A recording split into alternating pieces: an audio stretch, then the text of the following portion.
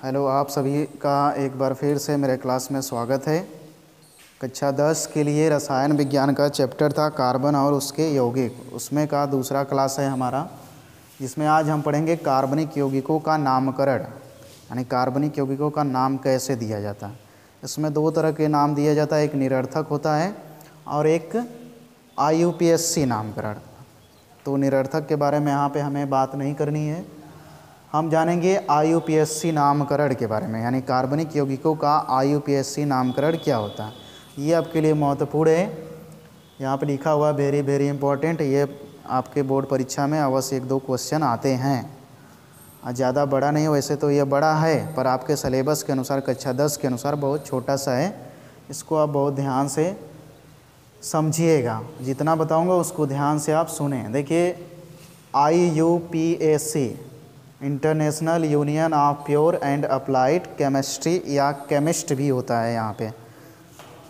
इसका हिंदी में अंतर्राष्ट्रीय विशुद्ध एवं अनुप्रयुक्त रसायनज्ञ संघ, ठीक है, ये इसका हिंदी नाम है। तो ये आप एक सामान्य जानकारी के लिए इसका फुल फॉर्म जानते रहिएगा, पर ये परीक्षा में नहीं पूछा जाएगा कि IUPAC का पूरा नाम क्या है। मान लीजिए आ जाए तो फिर भी आप जानते रहिए।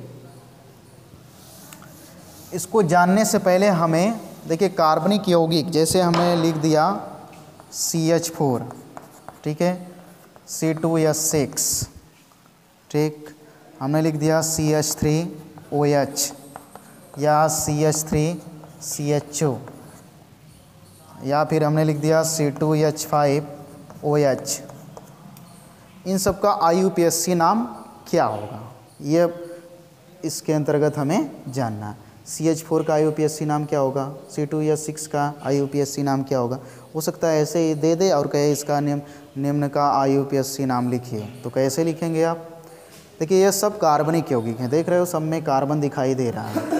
कार्बनिक यौगिकों का हमें IUPAC नाम लिखना है। यहाँ पे थोड़ा सा छूट गया है, हमें लिखना चाहिए कार्बनिक यौगिकों का IUPAC नामकरण। तो यहाँ पे CH4 C2H6 का कैसे नाम लिखेंगे, इसके लिए एकदम बेसिक से, आपको तो वैसे कभी पढ़े नहीं होंगे, 9 में भी नहीं पढ़े होंगे, तो एकदम बेसिक से, एकदम जीरो लेवल से आप ध्यान से देखिए, वहाँ से हम शुरू कर रहे हैं। तो सबसे पहले इसको लिखने से पहले हमें कुछ चीज़ों का ध्यान देना पड़ेगा। देखिए, IUPAC कार्बनिक यौगिकों का नाम लिखने के लिए दो भागों का प्रयोग किया जाता है। एक होता है पूर्व लग्न, एक होता है अनुलग्न।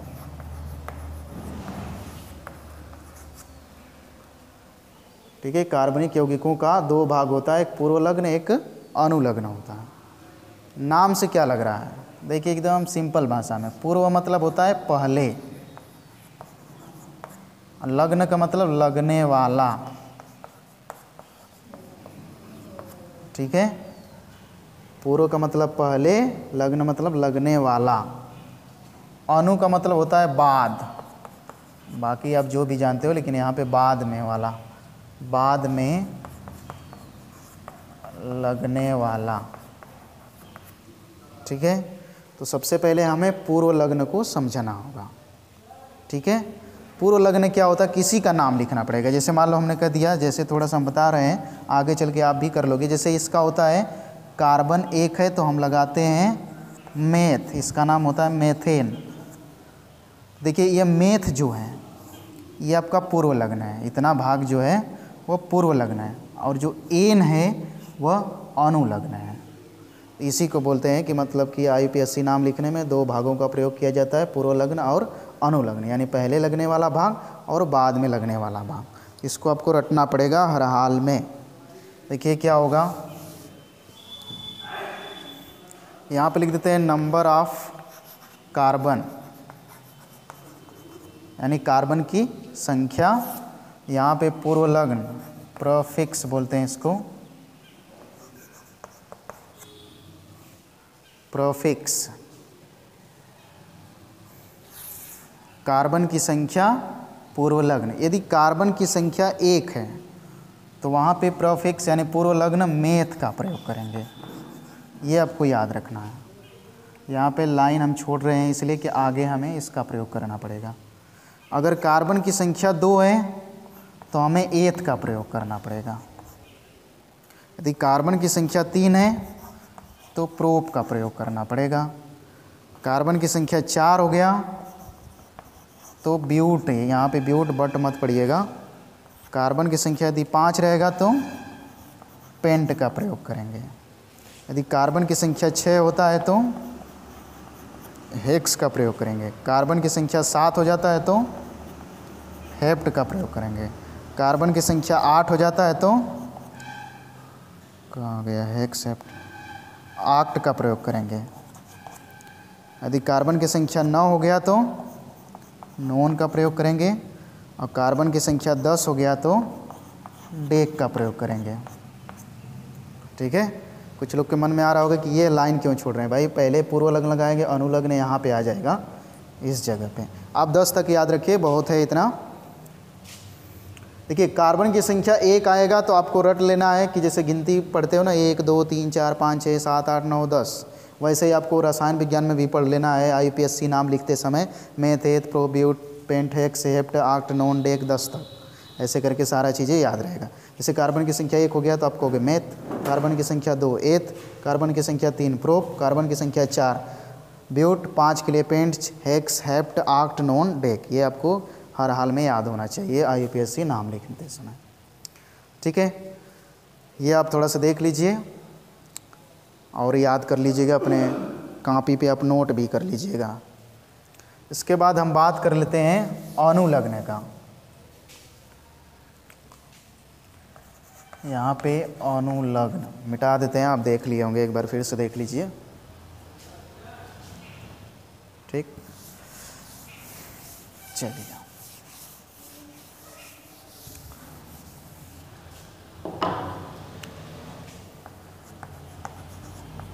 अनुलग्न क्या होता है, यह क्रियात्मक समूह पे डिपेंड करता है। क्रियात्मक समूह जैसा होगा वैसा हम अनुलग्न का प्रयोग करेंगे। जैसे हमने जितना कार्बन था उस हिसाब से हम पूर्व लग्न का प्रयोग कर रहे थे, वैसे ही जैसा क्रियात्मक समूह रहेगा वैसे अनुलग्न का प्रयोग हम करेंगे। तो यहाँ देखिए क्रियात्मक समूह, थोड़ा सा यहाँ पे हम इसको जगह लेते हैं।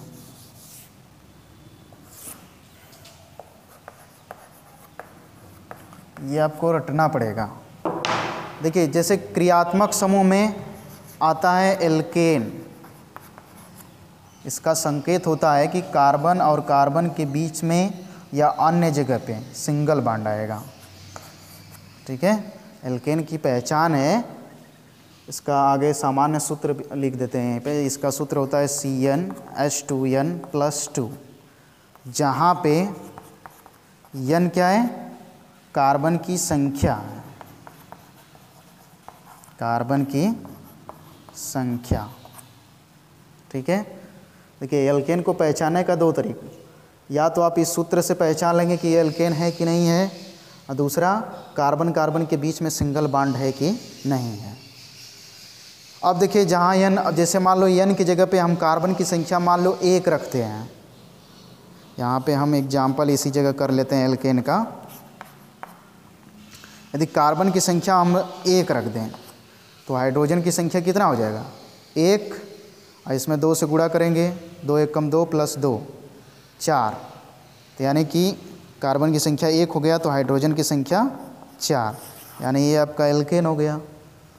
यदि हम कार्बन की संख्या 2 रख दे रहे हैं, कार्बन की संख्या 2 रख रहे हैं तो यहाँ 2 हो गया, कार्बन हाइड्रोजन कितना हो जाएगा, 2 दूना 4 2 6, यानी ये भी एल्केन हो गया। अगर इसमें ऐसा दिखाई दे तो तुरंत समझ लेंगे कि ये एल्केन है, ये भी एल्केन है। ऐसे ही कार्बन की संख्या हम 3 रख दें तो कार्बन तो 3 हो गया, हाइड्रोजन कितना हो जाएगा, 2 गुना हो जाएगा, 2 गुने से 2 ज़्यादा हो जाएगा, यहाँ 2n+2 है ना, तो 2 गुने से 2 अधिक यानी 8 हो गया, तो ये भी एल्केन हो गया। तो फिलहाल ये थोड़ा समझाने के लिए और थोड़ा शार्ट में चलेंगे, आगे इसके बारे में पूरा डिटेल में बताएंगे, क्योंकि यहाँ पे किसी को प्रश्न बन सकता है, इसलिए एल्केन हो गया। इसमें क्या होगा, कार्बन कार्बन के बीच में सिंगल बॉन्ड आएगा। वैसे ही एल्कीन हो जाएगा, एल्कीन में क्या होगा, कार्बन कार्बन के बीच में डबल बॉन्ड आ जाएगा। उसी तरह एल्काइन हो जाएगा। एल्काइन में कार्बन कार्बन के बीच में ट्रिपल बॉन्ड आ जाएगा। इसके बाद एल्कोहल आ जाएगा। एल्कोहल में क्या होता है कि OH समूह आ जाएगा, ये वाला ध्यान देना है। यानी कोई कार्बनिक यौगिक है उसमें OH है तो आप समझ लेंगे कि वह एल्कोहल है। फिर एल्डिहाइड आ जाएगा।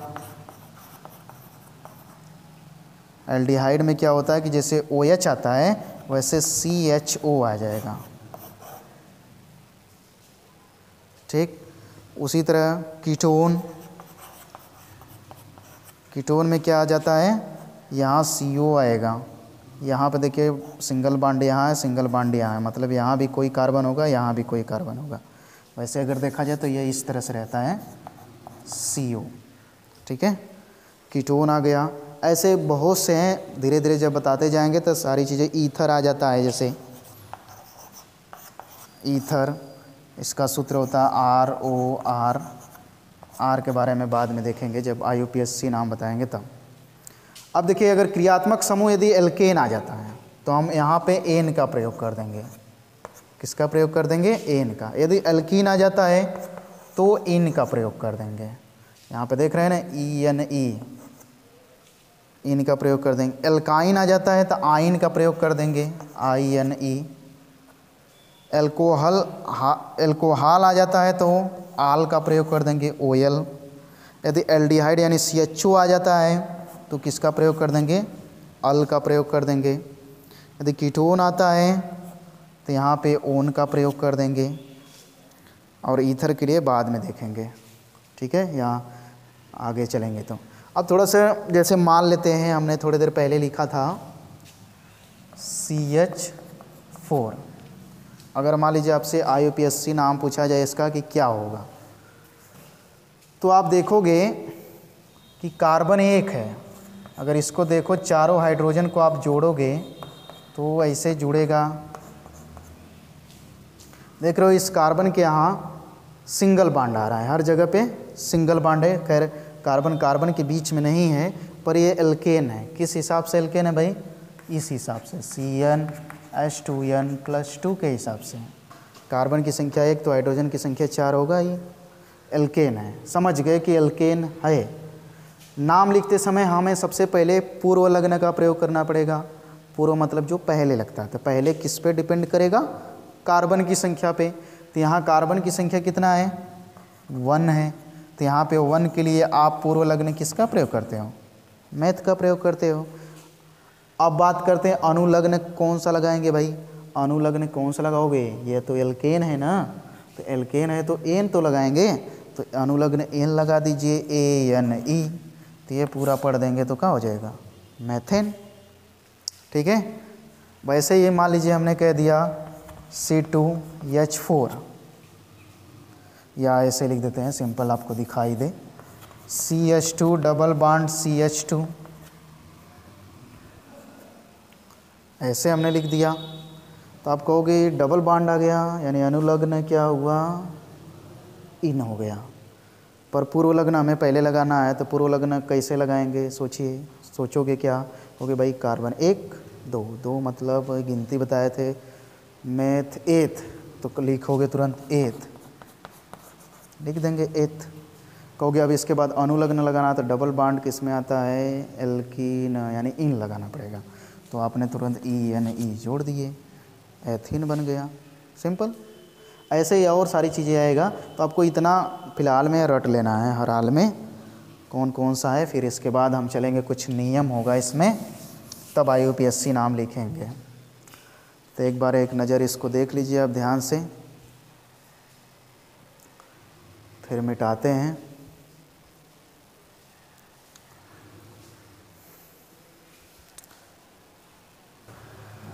चले तो IUPAC नामकरण के कुछ नियम देखते हैं। कुछ नियम में नंबर 1, आप ध्यान से सुन लीजिएगा, आपको बस सुन करके नाम लिखना है, इसका नियम पूछा नहीं जाएगा कि इसका नियम क्या होता है, पूरा विस्तार से लिखिए, बस दे देगा आपको यौगिक, उसका नाम लिखना होगा। पर नियम हम बता रहे हैं। सबसे पहले क्या करेंगे, कार्बन का नंबरिंग करेंगे, कार्बन का नंबरिंग। नंबरिंग मतलब गिनती करेंगे। ठीक है, सबसे पहले हम क्या करेंगे, कार्बन की गिनती करेंगे। ठीक है, गिनती किस में रहेगा, या तो रोमन अंक में रहेगा या अंग्रेजी के अल्फ़ाबेट में रहेगा। जैसे रोमन मतलब कैसे रहे 1 2 3 या 4 या 5 ऐसे करके रहे। नंबरिंग आप कार्बन का करेंगे, चाहे अंग्रेजी के 1 2 3 4 5 ऐसे करेंगे। तो सबसे पहले कार्बन की नंबरिंग करेंगे। ध्यान दीजिएगा, केवल कार्बन का नंबरिंग करेंगे, दूसरे चीज़ का नहीं करेंगे। जब भी IUPAC नाम लिखेंगे तो सबसे पहले कार्बन की नंबरिंग करेंगे, वह भी किस में, या तो रोमन अंक में या तो अंग्रेजी के अल्फ़ाबेट में। ठीक है, 1 2 3 4 5 ऐसे करेंगे।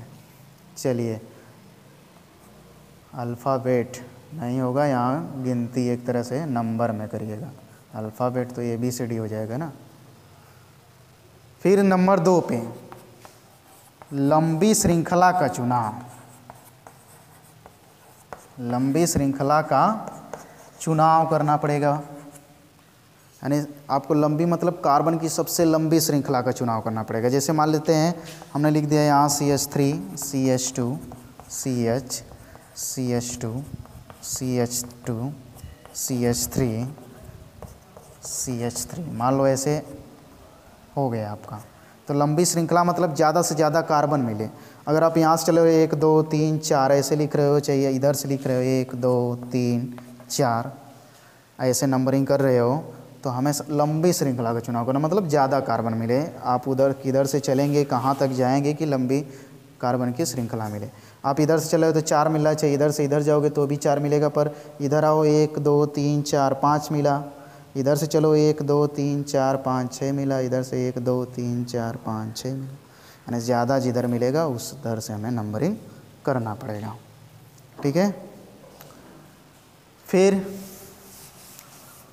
यदि साइड चेन आ जाता है, नंबर 3 साइड चेन आ जाए। साइड चेन क्या होता है, जैसे ये मान लो लंबी श्रृंखला है, इधर कोई भाग और आ गया श्रृंखला छोटा सा, तो इसको बोलते हैं साइड। तो अगर साइड चेन आ जाता है तो नंबरिंग हम उधर से करेंगे जिधर से ये साइड चेन नज़दीक पड़ेगा, पर केवल ये एल्केन के लिए हो पाएगा, सबके लिए नहीं होगा। साइड चेन से हम नंबरिंग करेंगे पहले उधर जिधर से साइड चेन नज़दीक पड़ेगा, केवल एल्केन के लिए। तो आपको इसमें ज़्यादा कुछ याद रखना नहीं है, बस 3 पॉइंट आप याद रखें कि हमें केवल कार्बन की नंबरिंग करना है, मतलब कार्बन को गिनना है, दूसरे को नहीं गिनना है। दूसरा चीज़, हमें लंबी श्रृंखला चुनाव करना है कि भाई सबसे ज़्यादा कार्बन कहाँ से कहाँ तक मिलेगा, उधर से नंबरिंग आप कर देंगे। अगर मान लीजिए बीच में साइड चेन आ जाता है तो हम नंबरिंग उधर से करेंगे जिधर से साइड चेन नज़दीक पड़ेगा। इतना काम आपको इसमें करना पड़ेगा। फिर इसके बाद पूर्व लग्न और अनुलग्न का बात करेंगे। तो हम एक एक करके पूरे विस्तार में alkane, alkene, alkyne, alcohol, aldehyde, ketone, ether, इन सब का एक एक हेडिंग टू हेडिंग करके अगले क्लास में विस्तार पूर्वक IUPAC नाम लिखना बता देंगे, जिसमें से आपका कहीं से भी पूछा जाएगा किसी भी तरह का तो काम बन जाएगा। तो आज के लिए बस इतना ही।